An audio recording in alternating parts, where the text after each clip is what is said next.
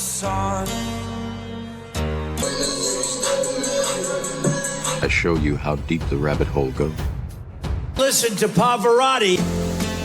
Can I be your superhero? Hello, welcome to The Revealing. I am your host, Pavarotti, and I'm here to discuss the Idaho 4 case. And before I dive into this video, because I'm going to make this one memorable, I just want to touch base. I did a video yesterday. Some people really liked it. Some people didn't like it because I didn't do my normal thing. And the reason that I didn't is because you have to really have followed me for a long time to really understand what you're hearing in that video yesterday that I did. Because as they did an interview with Gary Jenkins, the WSU chief at the time, if you follow me for a long time, you know I've probably done 50 videos. As I've gone through, I mean, I'm talking about way back before I could even, it was just me sitting there talking, and I would read off the probable cause affidavit, couldn't even put it on the screen. I would go through and I would say, this is not right. They didn't get the car until at least the night, I called the 19th, long before it was ever brought up in court, long before they ever started talking about when the IGG came back and all that. I called the 19th because of what I had looked at for Farley. I said, no, they didn't get Kohberger's name until about the 19th because Farley was turning him in. And that means that this WSU cop that found Kohberger's car here in this probable cause affidavit, they didn't report it. I said, they didn't report it. They were looking for the wrong year model car. All they did was look at it and then log it and never sent it to MPD. So when they started writing this affidavit after they got his name from the confidential informant, they just went back and said, well, look, this guy looked at this car on the 29th and we'll put it in the probable cause like that's how we found him. I probably did 50 videos explaining that whole process. And then later on down the road, it came out that the IGG brought the name back on the 19th, which I still don't believe that. I believe it was exactly what I said it was back in the beginning. But also, then she put Payne on the stand, got her to admit they didn't look at the WSU cops finding the car till December 19th. And then the judge just ignored all that in all the hearings. And then we have Gary Jenkins actually go on and say, yeah, we didn't even turn it into the MPD. We were looking for an 11 to 13. He was being honest. And these freaking brain dead guilters, well, you should have went in and got him. There was 22,000 Elantras. You think they're going to go in, everybody, oh, you don't have the right model. We're looking for 11 to 13. You got a 15. Come on, sit down. I'm the WSU cop. Let me sit down and interrogate you. Give me a break. These people are supposed to have law enforcement experience that are grilling this guy. And this guy should have opened his mouth a long time ago when he read the probable cause affidavit and said, man, you know that's a lie. So they're all liars and they're all stupid. But I had to do that video yesterday showing that because for those of you that can appreciate it, know what you're hearing in that interview. Put all that to the side. That one blew my mind. It really did. That's why I say the mainstream morons and their minions, they keep doing all this talking, and they're the shepherds. They're shepherding in this massive group of guilters that are the sheep. And they eat it up, and I read their comments. They go, oh yeah, this happened. I'm going, good grief. Y'all are just, they're sheep. They're sheep. Anyway, putting all that to the side, what I'm going to do in this video is something a little bit different than I normally do. And I've been letting a few things out of the bag, kind of on a more private way. I'll be bringing some of those things to the masses here soon. Some of those things are pretty scary. I can tell you right now that this wasn't frat boys. This wasn't Jack D. This wasn't Jack D and the frats. Okay. This was what I've said it was the whole time.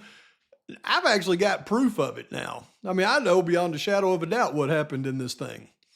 But what I want to share with you is the things that went on around it that explain why the cover up, why they didn't dial 911 directly after this thing, and what happened probably in between the time that this happened and the time that law enforcement officers showed up for that 911 call.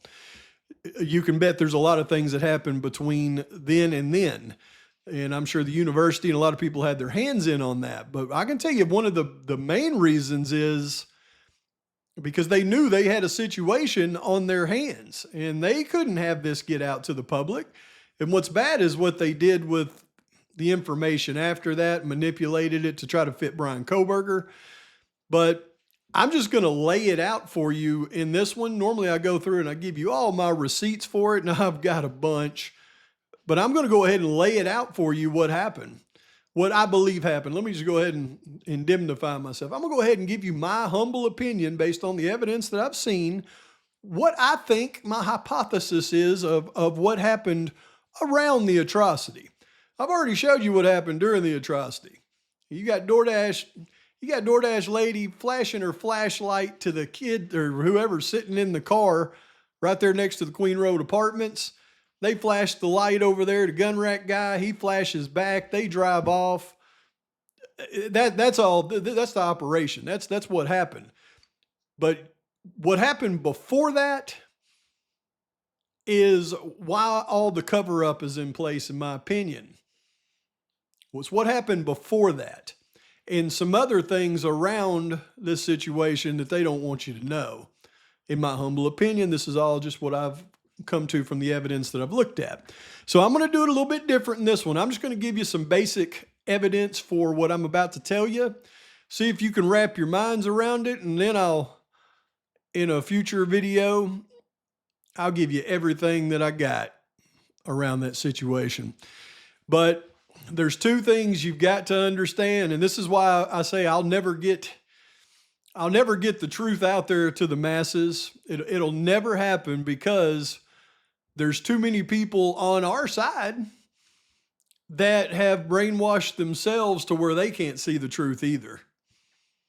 It doesn't matter if I tell them what happened, show you everything around it that proves what happened.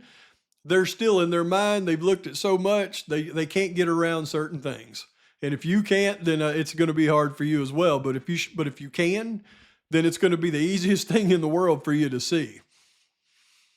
Once you know some things, you can't unknow them, okay?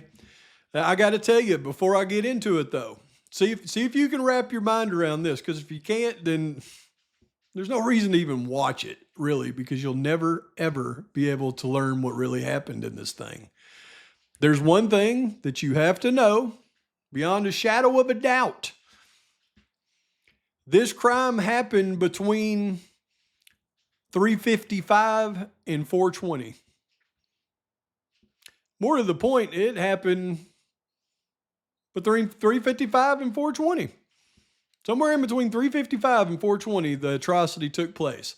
If you can't get it in your mind that they were unalive somewhere else and drugged to the house, if you can't get it in your mind that all that stuff that you hear on the enhanced audio is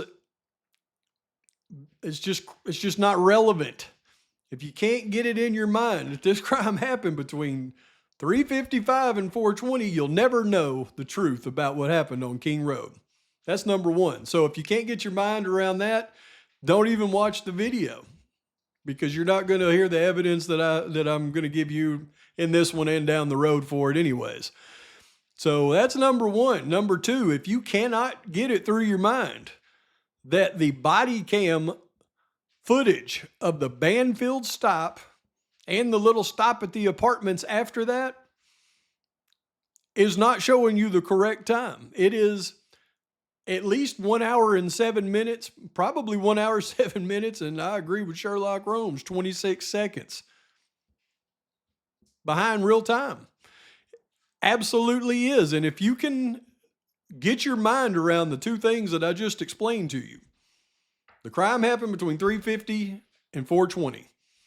The Banfield body cam and the little stop after that body cam's fast or slow, 1 hour, 7 minutes, and 26 seconds. If you can get your mind around those two things, you can understand everything you want to understand about this case. I'm doing a lot of talking right there, and I'm trying to prepare you for this, because if you can just focus in on those two things, this happened between 3:55 and 4:20. The Banfield body cam and the little body cam after that at the apartments with Sign Guy, those body cams were either manipulated or they were just off an hour, 7 minutes, 26 seconds. I don't know which it is. Just try. If you can't, just try. Just try to think that way through this video, because I'm going to tell you exactly what happened around the atrocity on King Road and why all the cover up, and it'll answer a lot of questions for you. Ready? I'm going to show you this first. All right, so when we start going through these crime scene photos, we get to the ones of Kohberger's car here, right? You know, Kohberger, he had the dirtiest car on the outside that you'll ever see.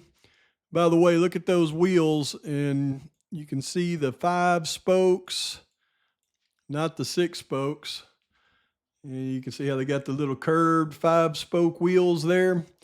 In the back here, you'll see the chrome Hyundai Elantra, the Hyundai Elantra chrome emblem. See how chrome that is and chrome that is. And also, you'll see that from looking at it from this angle, why the FBI thought this thing was a 2011 to 13, because in the pictures that they had, there should have been some type of reflection coming off of this rear bumper reflector. But looking at those things, and then we come over to the FBI report where it shows their pictures of suspect vehicle they got from Ridge Road. And we get down here to like this one, and you know I like to do this. When you make it larger, you can see how the lights are illuminated here, and there's nothing illuminated right here. They thought this right here should have been illuminated and might be a rear reflector, but since it didn't, they went, all right, this is a 2011 to 13. But actually, I think the green car just had something over this reflector that wouldn't let it reflect, unlike Kohberger's car. But you can see up here this black emblem, not a chrome emblem that would have actually shined, and then there's no Elantra right here. So my guy Mark B was absolutely right on this car. And then, of course, you've got it jammed up. Oh, by the way, when you get excuse me, when you get to the inside of the car, it looks like it's really filthy. Wow, Kohberger's filthy. This is all from fingerprint dust and whatever they were using to try to collect the evidence out of the front of his car. You can see his car was really clean on the inside, even though it was dirty on the outside. Why do you think that is? Kohberger washes the skin off his hands. He's so OCD and he's so much of a germaphobe. There's no way he's going to be driving around or riding around in a car that's not pristine, because he thinks he needs to have his hands pristine, and he's going to keep whatever he's sitting and living pristine.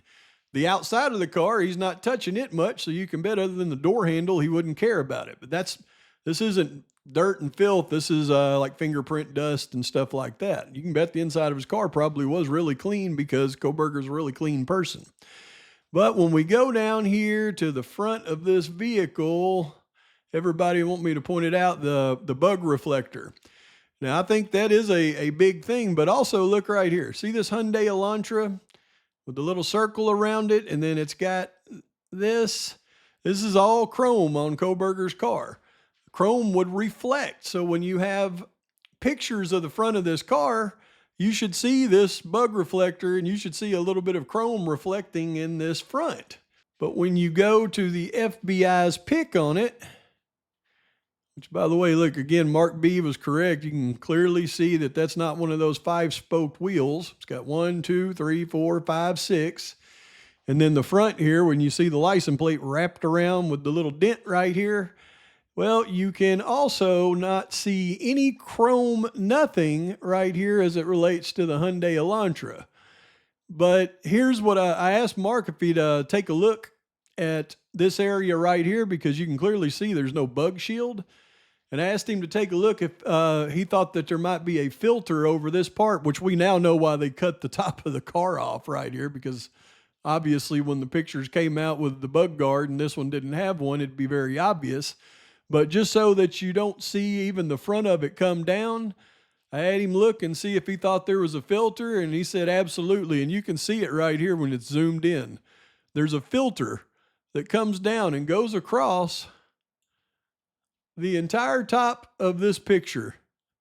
And you can see it clearly because they didn't want people to be able to focus in and see that that thing did not have a front brush guard on or a bug guard on it. So there's no way in God's green earth that this car right here or this car right here, and more than likely this car right here could even be anything other than that green Elantra. So there's that. But that's not really what I wanted to show you. As we're going through these pics of these cars, let me zoom in on this.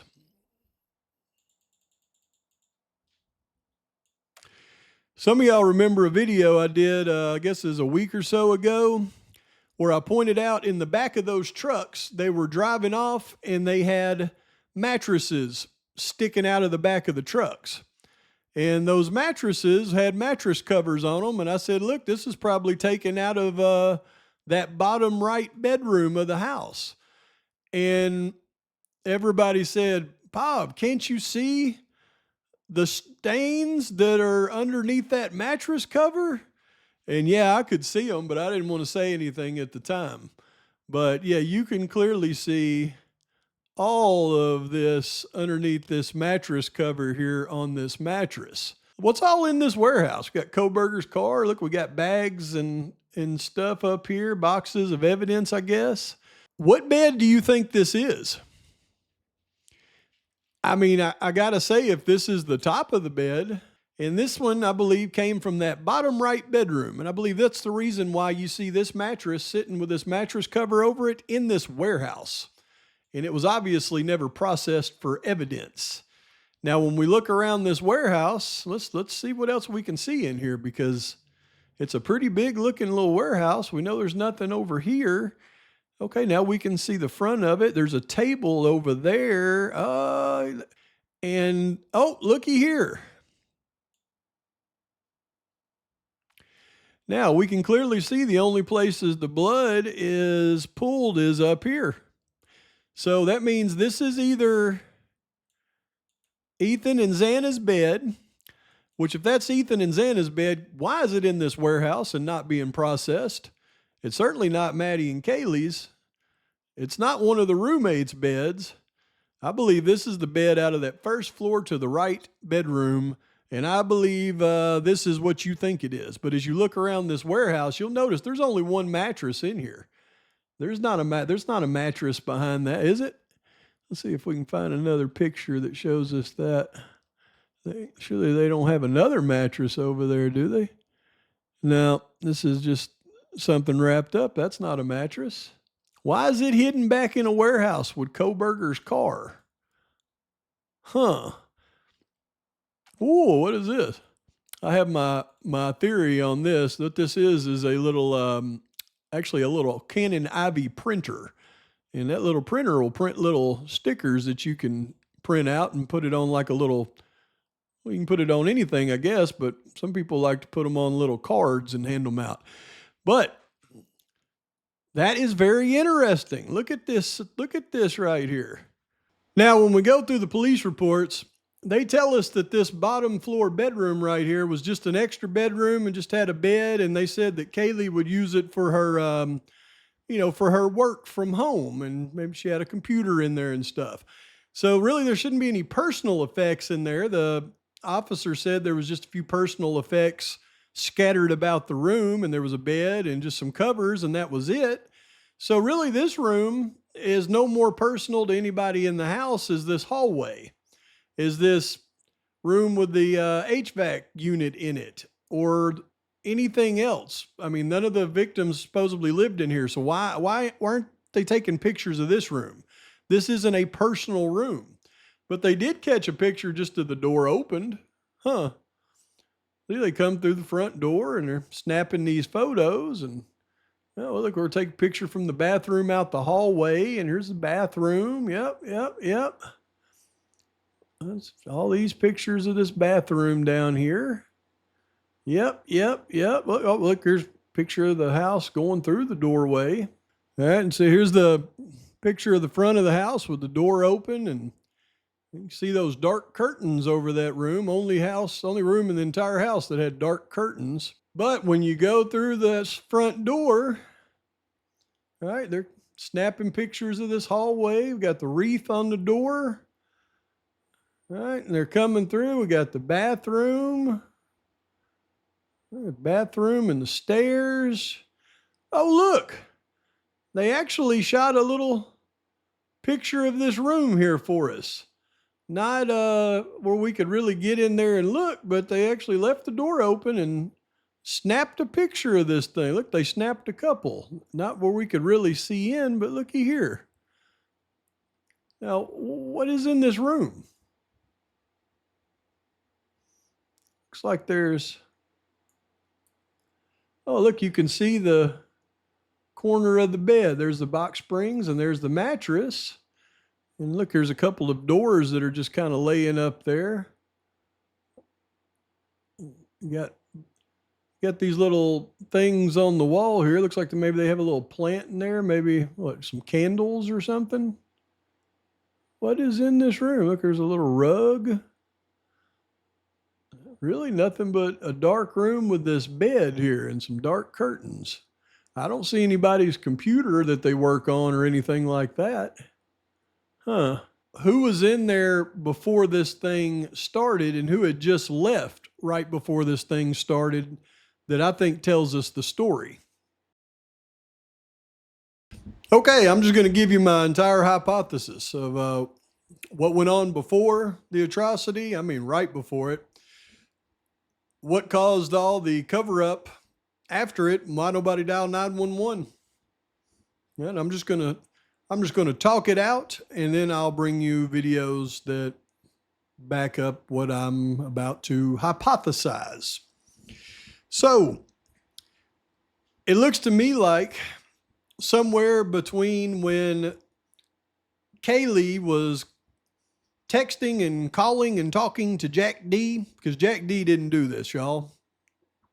Go through the police reports and see everything that they investigated on Jack D. He didn't do it. Okay? People that insinuate he did it need to look in the mirror at themselves. Jack D didn't do this. Kaylee called Jack D, texted him. She wanted him to come get Murphy. And there's a reason she wanted him to come get Murphy. It's because if you go through the witness reports, you'll see that Kaylee actually was contacting several different people that night, wanting them to come over. Kaylee was wanting some company that night. And I believe when she went through her list of people, it got down to somebody that actually took her up on her offer. And I believe that somebody to be who we call Rosie. Okay, and I believe that's why when that undercover police car comes rolling through the neighborhood the first time at 3:30 to make the pass around the Queen Road apartments, I believe he drops off Rosie there about 3:30. And then he continues on. By he, I mean Tisdale. And he pulls out and he goes down Walenta, goes all the way down to Paradise, makes that loop, see him on camera, spends a little time, comes back up, circles around the King Road neighborhood again. Rosie's still not ready.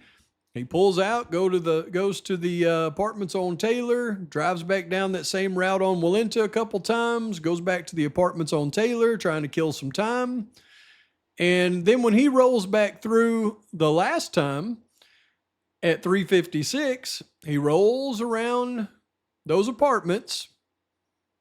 And as he gets to the side of the King Road residence, as he's waiting on Rosie, he sees a vehicle with taillights on that was the DoorDash driver's car sitting there. And the DoorDash driver sees him, just Tisdale, all by himself, driving past in that silver Ford Fusion undercover police car because Rosie's still in the house. And I believe that he continues on, waits on Rosie, and Rosie doesn't come out and go that way, though. I believe Rosie came out of the house through the back door the same way that he went into the house. And instead of walking right around to the undercover cop car, I believe Rosie took off walking through the neighbor's yard, over their fence, walked up the little steps up the hill to Walenta or Ridge, whatever you want to call it at that part. And that's why you see the 356 car as it pulls out of the neighborhood and goes, west on Walenta. you'll see that it circles back around behind the neighborhood, but this time it doesn't go all the way to the street where it's caught on camera at Paradise. No, it just goes back and then stops and turns around, and then it comes back around, and then the Banfield stop starts right then. Now, what happened? He pulled back around there as Rosie walked up that hill. Rosie got in the car. Rosie was all done. So they turn around and they go to drive back around, and the Banfield stops right then. Now, Rosie didn't commit the crime because Rosie and Tisdale are at the Banfield stop together, and you can tell neither one of them just committed a quadruple unaliving. But that's exactly why the DoorDash driver only seen Tisdale in the car. It's also exactly why that vehicle pulls out and goes that way and never hits the Paradise camera, because he's picking up Rosie. And it's also exactly why, Ken, that when you look at these photographs that were taken of the footprints in the snow the morning of the crime, before any other officers could have got back there to make those footprints, they documented the officers' movements pretty well up until that point. So if the movements of the footprints that walk up the side of the King Road residence, you can see the footprints, they got them marked. They walked beside the King Road residence, around the stump, into the back door of the residence. That's when Rosie had got out of the car in front of the King Road residence, or on the side, walked around the front to the back door, and Kaylee let him in. And then when he left, he walked out that back door, and that's why you see those footprints walk towards Walenta, because that's the way that he left. Probably didn't want to be seen leaving out of the house after he had done what he had done. He was a little less scared of getting caught going in as he was coming out, it looks like. But when you stop and think about it, those footprints could not be, if they believe Brian Kohberger was the assailant and Brian Kohberger parked on the hill in the little lot behind the King Road residence, well, then when he got out and walked down to the back door, he wouldn't have created those footprints, and they would know that because that was their theory. But somebody created those footprints, and they were 13 and a half inches long, which my guy Ken has researched it, and a 13 and a half inch long shoe print should be about a size 18 shoes, so somebody with a pretty big foot. But they didn't believe it to be Brian Kohberger, yet there's footprints walking up to where they say the assailant entered and exited. So how could they rule out those footprints being from the assailant and not be an assailant? Well, there's only one way, is if they knew who created those footprints. And since they didn't disclose who created those footprints, you can bet that it was somebody they didn't want to disclose. You can bet Rosie told them those were his footprints. You can bet Rosie was freaking out because this crime happened right after he left. And you can believe that the Moscow Police Department was freaking out because one of their officers was in that house doing something he shouldn't have been while he was on shift with a student, and then 4 students were unalived right after that. Now, it makes Rosie look pretty guilty, I agree, but I don't think he is. I think he was guilty of doing something he shouldn't have been doing with a student. But that would certainly give Moscow PD the reason to cover up the undercover police car, and it's certainly a reason why Rosendahl and Tisdale doesn't appear on that new witness list that came out in the court docs the day before yesterday when it lists all the state's witnesses. Those two weren't on there. I can imagine they weren't. And it also would explain why they didn't dial 911, because apparently Dylan probably knew that Kaylee was down there with Rosie. So when that went on, she thought the police were already in the house. And you can bet after the crime, when either Hunter or Maisie shows up in that black Jeep, you can bet they contacted the university before they contacted anybody else, because for all they knew, Moscow PD just committed the atrocity. I just threw it out there, y'all. That's just my humble opinion, what I think happened. I'll be bringing you so much evidence to prove everything that I just said, though. It's going to be even more shocking than when I just said it. Please like and subscribe to the channel, though. Post your comments, thoughts, criticisms. I'd love to hear your thoughts on this one. Pavarotti's out.